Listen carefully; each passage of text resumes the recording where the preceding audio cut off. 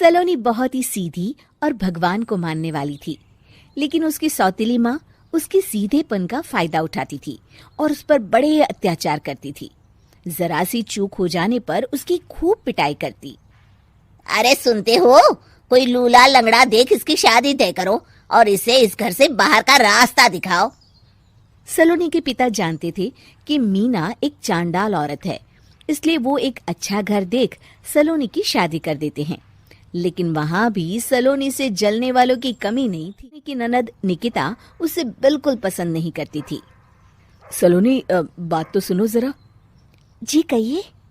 आज शाम को मेरे बॉस खाने पर आ रहे हैं। ध्यान रहे उनकी खातिरदारी में किसी प्रकार की कोई कमी नहीं होनी चाहिए। जी आपने कह दिया, बिल्कुल वैसा ही होगा। शाम को सलोनी जैसे ही गैस पर खाना चढ़ाकर वहां से जाती है अभी इसके खाने का स्वाद बढ़ाती हूँ। निकिता गैस की आंच तेज कर देती है।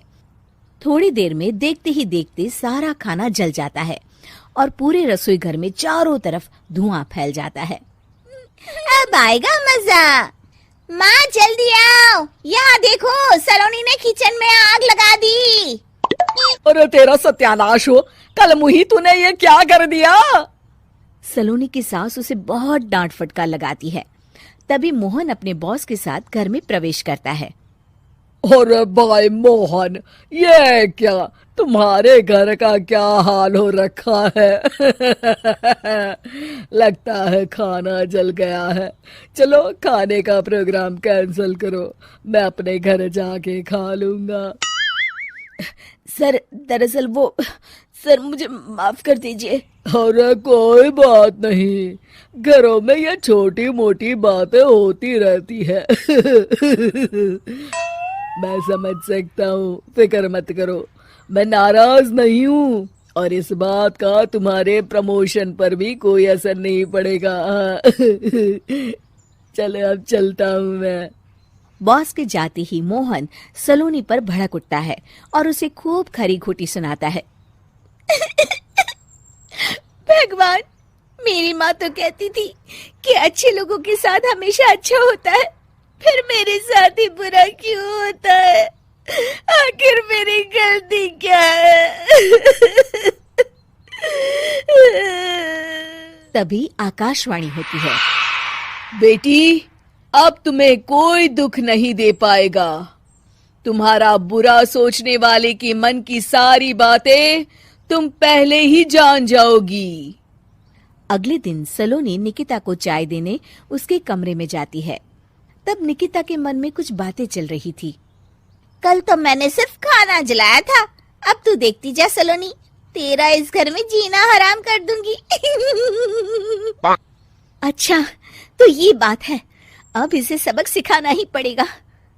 कुछ दिनों के बाद, सलोनी, मेरे कपड़े जल्दी से प्रेस कर दो, ऑफिस के लिए देर हो रही है। सलोनी मोहन के कपड़ों के पास प्रेस गर्म होने के लिए रख देती है और अपने कमरे में चली जाती है। तभी हॉल में निकिता आती है। सलोनी चुपके से उसे देख रही होती है। आज अगर मैंने ये कपड़े जला दिए तब तो पक्का मेरा भाई इस सलोनी की बच्ची को धक्के मार के घर से बाहर निकाल देगा। अरे तू क्या मुझे निकलवाएगी? महादेव है मेरे साथ। ठहर जा निकिता, आज तो तेरी खैर नहीं। सलोनी अपने पति मोहन को बुला लाती है और निकिता की सारी करतूत दिखाने लगती है। निकिता गर्म प्रेस मोहन के कपड़ों पर रखकर अपने कमरे में चली जाती है। मेरी बहन इतनी बड़ी चालबाज निकलेगी, मैंने तो सोचा ही नहीं था। मुझे माफ कर दो सलोनी, मैं तुम्हें गलत समझ रहा था। मोहन निकिता को बुलाकर उसे खूब डांट फटकार लगाता है। उस दिन के बाद से सलोनी की जिंदगी पूरी तरह बदल जाती है। सलोनी हर किसी के मन की बात सुन लेती थी। दूसरी तरफ निकिता का कोई भी दांव सलोनी पर नहीं चलता था और आखिरकार वो भी सलोनी के आगे घुटने टेक देती है। फिर एक दिन सलोनी की सास की सहेली ममता अपनी बहू कविता के साथ वहां आती है। कविता मन ही मन कहती है, अरे ये बुढ़िया पागल है जो मुझे यहाँ लेके आ गई।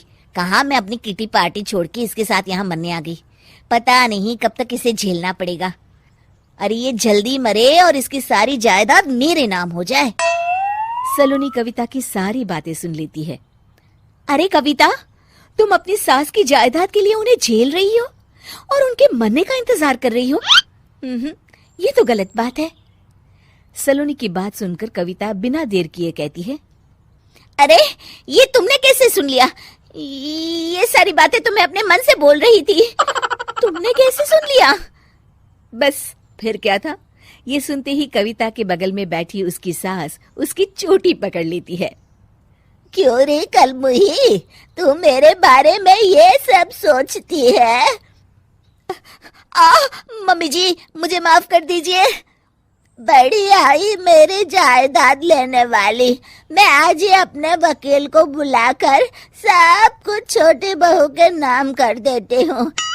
चल घर चल, आज तेरी अच्छी खबर लेते हूँ। इस तरह सलोनी लोगों के मन की बातें सुन लेती थी, लेकिन धीरे धीरे सलोनी को एहसास होता है कि उसके आसपास के सारे लोग एक दिखावे की जिंदगी जीते हैं और सब एक दूसरे के बारे में बुरा ही सोचते हैं। हे भगवान, दुनिया में कैसे लोग हैं? सबके मन छल कपट से भरे हैं। मैं तो लोगों की मन की बातें सुन सुनकर तंग आ चुकी हूँ। मैं अपनी जिंदगी में अब बहुत खुश हूँ। अब आप मुझसे ये शक्ति वापस ले लीजिए भगवान। इस तरह भगवान सलोनी को दी हुई शक्ति वापस ले लेते हैं और सलोनी एक आम जिंदगी जीने लगती है।